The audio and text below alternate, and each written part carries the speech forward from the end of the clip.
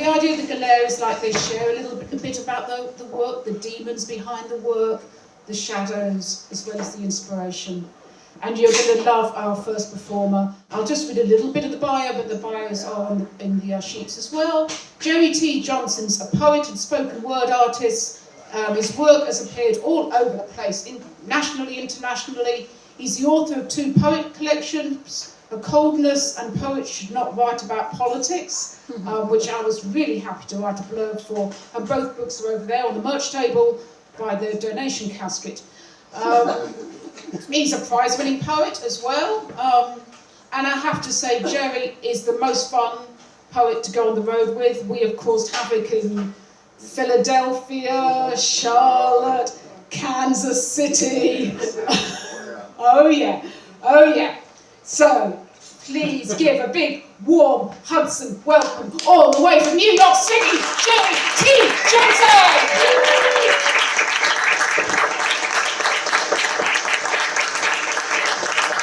Thank you. Thank you, Jane. Thank you, Jane, John. Thank you for inviting me to feature tonight. Okay, 2 things I'm going to do. I have 25 minutes, so I learned this from Terrence Hayes. He sets his timer. I'm going to set my timer for 23 minutes, and when it goes off, I will wrap it up. Okay, let's get started. This first poem I wrote, when I lived in Connecticut, I lived in Danbury, Connecticut.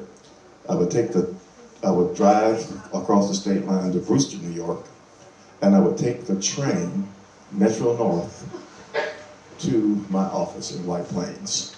And one morning, as I was on the train, in the winter, with snow everywhere, I looked out the window and I wrote this piece while I was riding on the train. The title is Winter Continues. As my train glides upon electrified rail through a tunnel of snow-laden rock, swans perch on a half-frozen lake, while ducks skate effortlessly on thin ice. It is another day of winter, and the cold commands quiet from the presence of nature. I am quiet too. I am subdued as my train makes haste over frosted rail.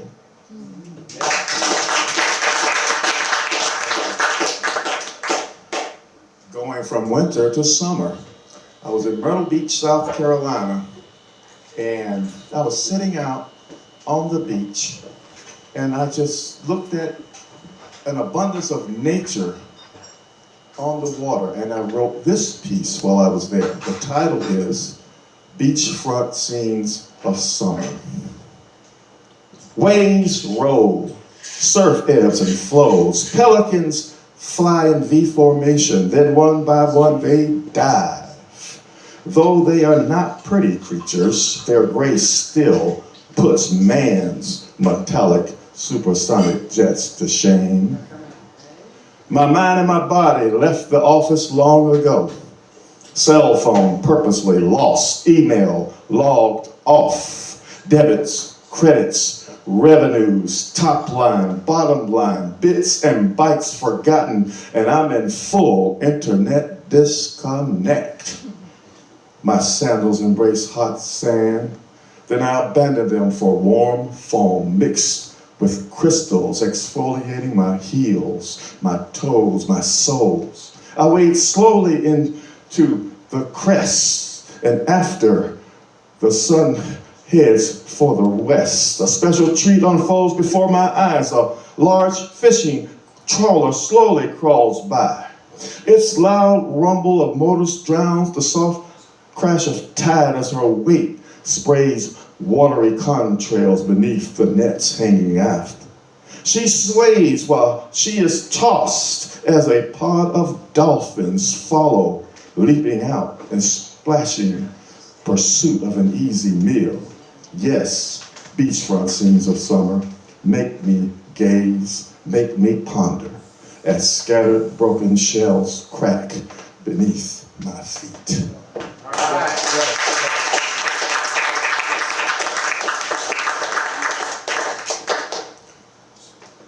lived in Europe for about 6 years, and I was assigned to Russia. I had an apartment in Moscow.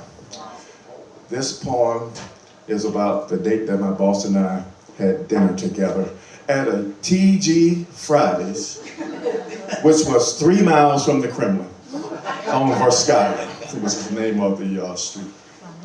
The title of this poem is The Cold War Games.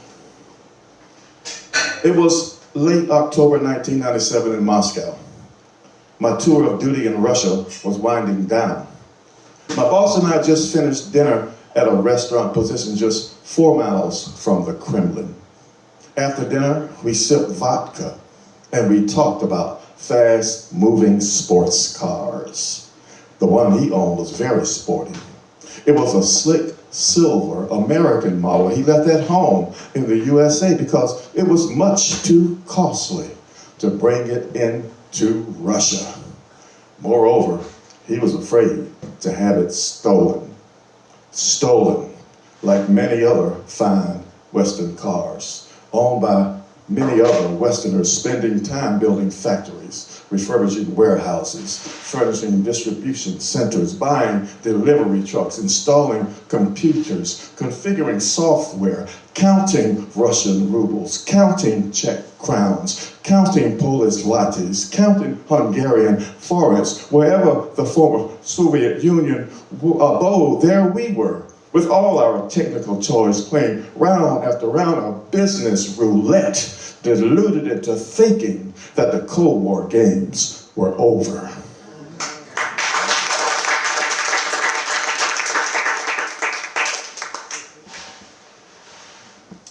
This next piece, I was on my way to Washington, D.C. from New York on Amtrak, and I had my headphones on. I'm listening to Miles Davis. And we stopped at 30th Street Station, and as we left, it was sunset, and the sun just laid on the buildings so beautifully. The glass buildings were just shimmering.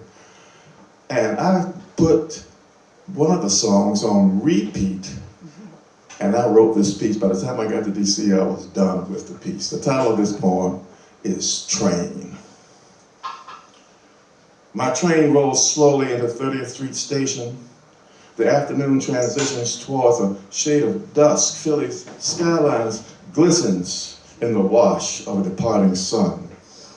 I stare at glass buildings whose panes shimmer. I'm wearing those headphones which cover your ear, black, sleek, and cheap, the $10.99 kind.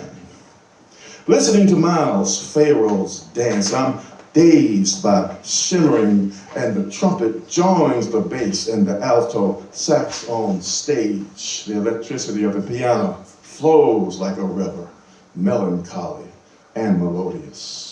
My train stops, and the drums push the band towards crescendo. I pause my song to bid new friends earlier made farewell. Then they depart. I press play. The crescendo starts to climb.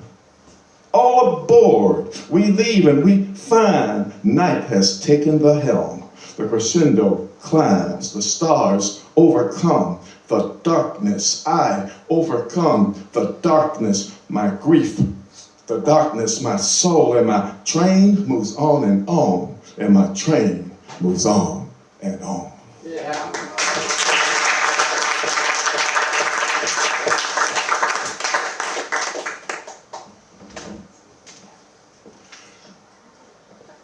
COVID came. I was in Danbury, Connecticut. I lived next to a lake. And I walked out, and the lake was frozen solid in the middle of a bad time. And I wrote the title poem of one of my books, A Coldness. This poem, A Coldness. During a cruel winter, a frozen lake seems to whisper, the worst is yet to come. Already we erode towards glacial ruin. Little sound is heard in the street. Icicles shivering desolate corners. Glass chimes tingle, chilling tones. Parents curl up with trembling, children bitten by bitterness. The storm is bitter, the storm is cold. We weep till we are weepless. We faint underneath onslaught of battering upon battering more. We wait for tomorrow's last rage, and sorely we bleed in today's harsh, wintry rain.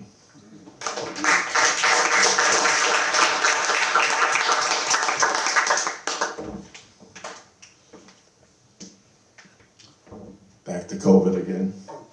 I wrote this.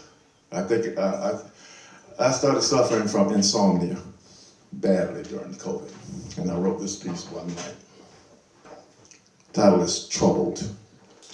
Pandemic night 125. You stir in your sleep, your eyes pop open. You look at the clock sitting on the nightstand. The time reveals that you only slept for 5 short minutes, and now you are wide awake. You leave your bed, slowly you walk down the hall, your body weary, your mind overactive, subconscious troubled. You make a cup of tea. No caffeine, no honey, just warm, black liquid. The steam rises, the aroma wafts through your troubled space. Midnight arrives. You sip, you meditate. Calm, you become. Calm, you become.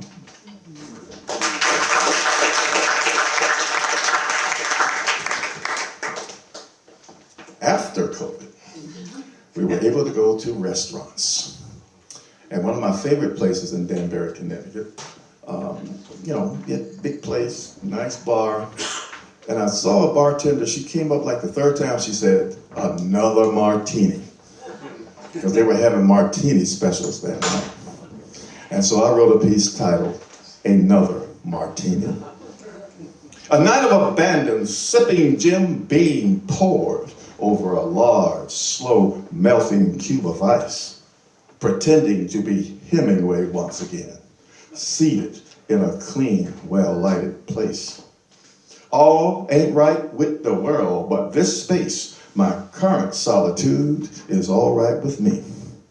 A beautiful lady dressed in black blouse, black apron, steps up to the bar service counter and says, "Another martini." The bartender complies, bearing a smile, a pleasant smile. She thanks him and walks off, carrying the martini and other drinks on the wide, round serving tray.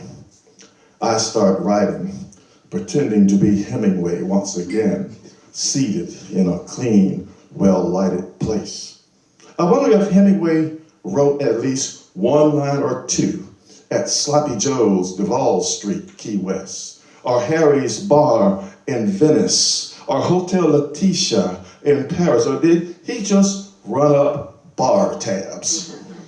Funny, I think to myself, I've been to all 3 of those hangouts frequented by Hemingway, and I never wrote one line of prose or poetry, because all I did was run up bar tabs. Another beautiful lady, dressed in black blouse, black apron, steps up to the bar service area. "Another martini," she says. I twirl my pen between my fingers, move my writing pad closer, push my drink aside, press my pen upon the paper. I'm not Hemingway, I say to myself, as I write, as I sit in a clean, well-lighted place. All ain't right with the world, but this space, my current solitude, is all right with me. Yeah.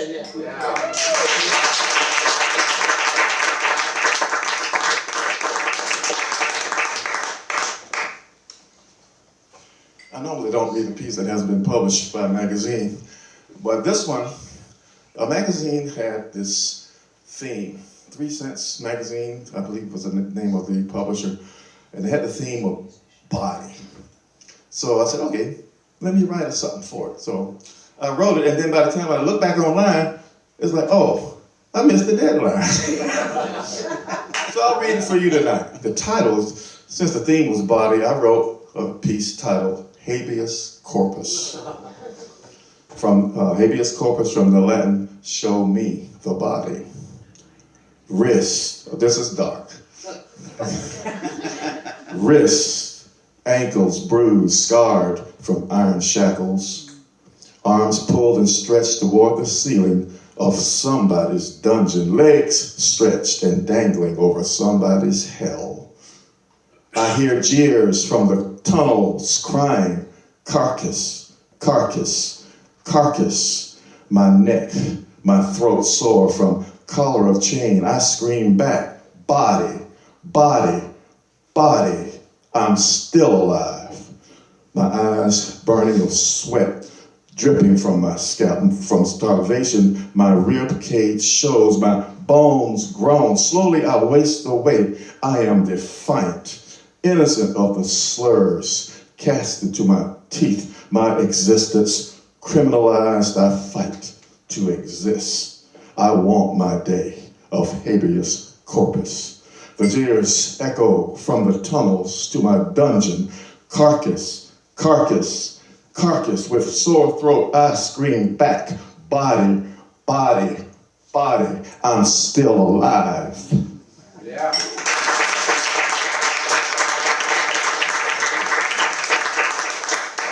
This next piece, I was on my way to work and I was tired.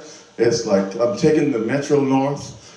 First I go to Harlem and on the subway, then I get on Metro North and I'm all tired and I'm all beat, and I said, okay, I feel like writing. I wrote a piece called Rush Hour. Subways and metro trains and shuttle buses and taxis and ride shares and schedules and on-time arrivals and late arrivals and reading while riding and sleeping while riding and oversleeping, missing your stop and rescheduling and rearranging your day and rearranging your life and miles day after day and wear and tear and wear and stress for the weary, and smiles and frowns and grimaces and smirks and tears and payday and paying bills and paying bills and paying bills and days off and overtime again and roadblocks and stalled engine and trees falling on your railroad tracks and morning rush and 5 p.m. deadlock and evening and night and midnight and alarm clocks screaming early in the morning.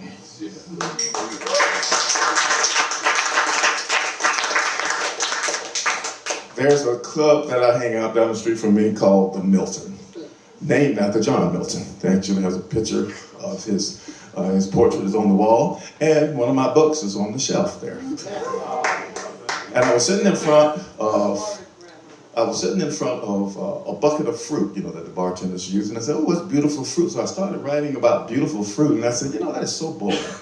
So I changed the title to Bad Fruit. And the title of this poem is Bad Fruit. Shriveled orange skins, black and blue limes, purple apples, black pears, rotted bananas, saddened grapes, withered figs. Bad fruit served daily at breakfast, at lunch, at dinner, at midnight, during the late night snacking fridge raid. Lately, all we've been eating is bad fruit.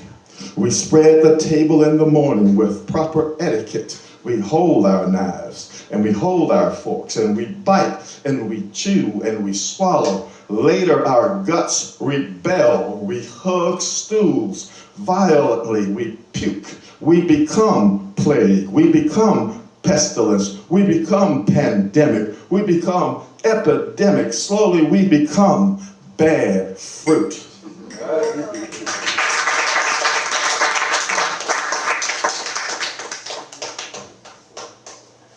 I was on the train going to work again.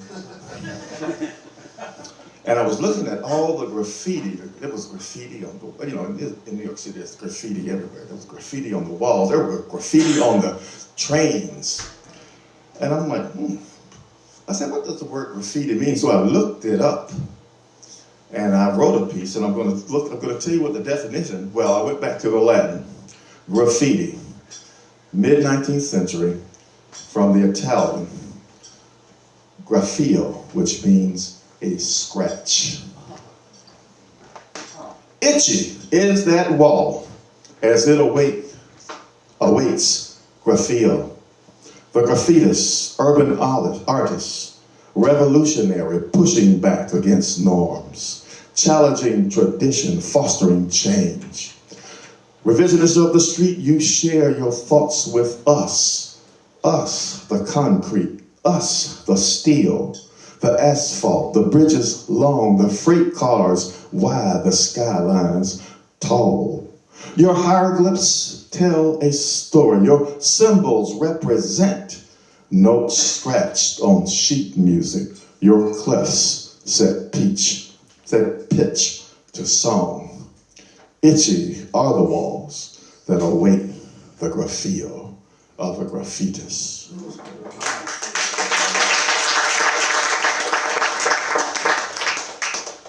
And I think that's it for me. Thank you, everybody. Thank you.